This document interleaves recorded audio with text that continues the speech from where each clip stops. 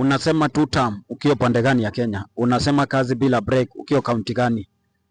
Savo West Rhino Sanctuary imekuwa launch leo pale kaunti ya Taita Taveta. This is a very big tourist attraction in Kenya. 3,200 square kilometer. The big and the largest one in the world.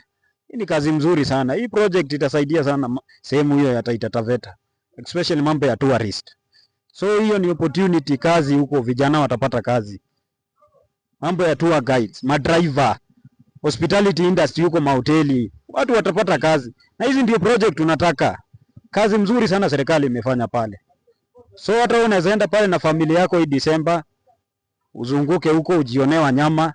Project mzuri sana na ita create a lot of employment. Na ukiona kazi kama hii unasema kazi bila break, 10 bila break. Ama namna gani wangwana?